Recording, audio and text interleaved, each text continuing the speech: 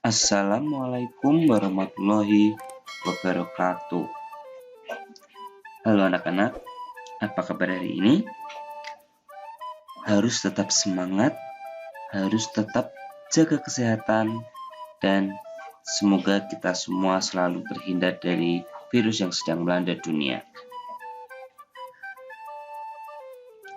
Nah, hari ini mari kita mulai lagi belajar.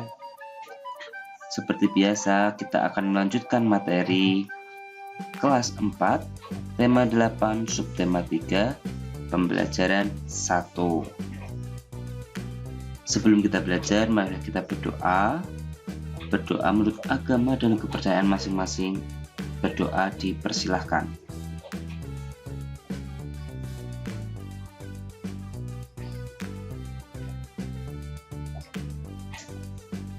Berdoa selesai.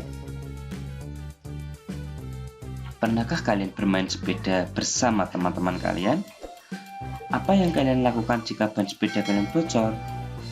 Tentu kalian harus mendorong sepeda agar sepeda itu tidak bisa bergerak hingga sampai ke bengkel, agar kalau sepeda tetap dinaiki nanti mengakibatkan bannya menjadi rusak dan mungkin bisa juga paleknya juga bisa ikut rusak. Apa yang kalian lakukan tersebut merupakan contoh hubungan gaya dan gerak benda. Dengan mendorong sepeda, anak-anak secara tidak langsung sudah melakukan gaya dan gerak benda. Contoh lain hubungan antara gaya dan gerak benda adalah pada saat penjual bakso mendorong gerobak bakso. Gerobak bakso tersebut bisa berjalan karena pengaruh dorongan yang dilakukan oleh sang penjual. Begitu juga dengan sepeda. Sepeda bergerak maju karena dituntun, didorong, atau dikayuh. Menarik, mendorong, dan mengayuh merupakan gaya yang dapat menyebabkan gerobak dan sepeda bergerak. Apakah kalian masih ingat materi mengenai pengaruh gaya terhadap gerak benda? Ada 4 sebelumnya yang kita pelajari, kita akan mengulas kembali. Yang pertama ada pengaruh gaya terhadap benda. Gaya memengaruhi benda diam menjadi bergerak.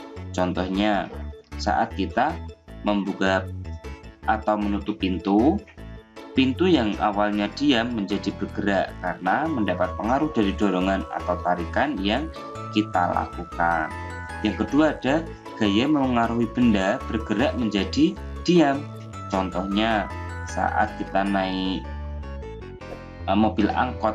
Nah, mobil angkot yang sedang melaju kemudian berhenti saat direm oleh supir. Dorongan yang diberikan oleh kaki supir menyebabkan gaya gesek antara kanvas rem dengan ban mobil, sehingga mobil yang tadinya melaju menjadi berhenti. Begitu juga saat kita bermain sepeda, itu juga terjadi saat kita menekan tuas rem pada sepeda. Gaya memengaruhi perubahan bentuk benda. Contohnya saat kita bermain plastisin atau juga kita sebut dengan malam. Dengan gaya yang dihasilkan, plastisin menjadi berubah bentuk seperti yang kita inginkan. Yang terakhir ada gaya memengaruhi perubahan arah gerak benda. Contohnya saat kita bermain voli atau bermain sepak bola.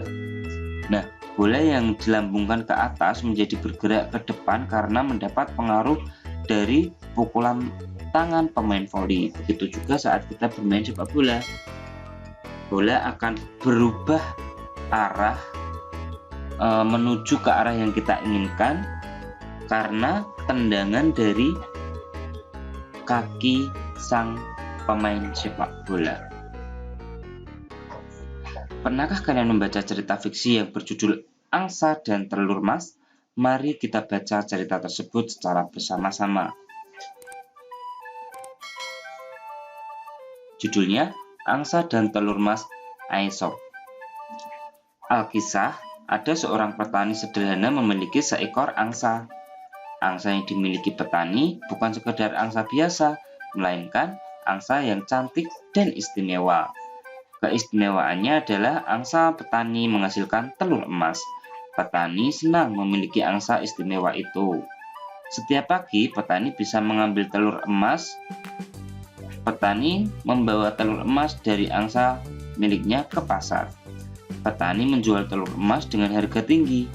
Dalam waktu singkat, petani berubah menjadi kaya. Kekayaan ternyata tidak membuat petani lebih bersyukur dan tetap rendah hati. Sebaliknya, kekayaan membuat petani serakah. Petani menginginkan angsa bisa menghasilkan telur emas lebih banyak lagi dalam waktu singkat. Petani tidak sabar dan ingin cepat menjadi orang kaya raya. Ketidaksabaran petani terhadap angsa miliknya muncul karena angsa hanya memberikan sebuah telur setiap hari. Petani merasa dia tidak akan cepat menjadi kaya dengan cara begitu. Nah, setiap hari sepulang dari pasar, petani menghitung uangnya. Suatu hari setelah menghitung uangnya, sebuah gagasan muncul di kepala petani. Petani berpikir bahwa ia akan mendapatkan semua telur emas dalam diri angsa sekaligus dengan cara memotong angsa. Gagasan petani pun dilaksanakan. Betapa kaget dan sedihnya petani ketika dia menemukan satu telur pun dalam perut angsa. Tidak menemukan satu telur pun dalam perut angsa. Angsa istimewanya terlanjur mati dipotong. Hanya penyesalan yang bisa petani rasakan saat ini. Keinginan petani menjadi kaya raya semakin jauh dari angan-angannya. Dari cerita tersebut, kita dapat mengambil hikmah atau pelajaran berharga. Kita sebagai manusia harus mensyukuri apa yang kita miliki. Jangan serakah hanya karena ingin cepat kaya. Sesungguhnya Tuhan sudah mengatur rezeki setiap manusia. Barang siapa yang telah memiliki sesuatu dengan berlimpah, tetapi serakah dan menginginkan yang lebih lagi, akan kehilangan semua yang dimilikinya. Waktunya membuat tugas. Amatilah peristiwa di lingkungan kalian yang berkaitan dengan hubungan antara gaya dan gerak. Tuliskan hasil pengalaman itu seperti pada format yang ada pada buku tema 8 halaman 126. Nona bisa membuka buku tema 8 ya. Nanti perhatikan formatnya dan bisa disesuaikan pada buku tugas yang sudah disediakan. Tugas kedua, berdasarkan cerita angsa dan telur emas, jawablah pertanyaan-pertanyaan berikut ini. Apa inti dari teks cerita tersebut? 2. Siapakah tokoh utama dalam cerita tersebut? 3. Bagaimana sikap yang dimiliki tokoh utama? 4. Bagaimana seharusnya sikap tokoh utama atas nikmat yang sudah ia peroleh? 5. Apa yang akan kamu lakukan jika menjadi tokoh utama dalam cerita tersebut? Baik anak-anak, demikianlah materi kita kali ini. Merasa cukup dengan apa yang kita miliki adalah sikap yang harus kita kembangkan agar hidup kita terasa nyaman. Hindarilah sikap tamak sehingga selalu merasa kurang.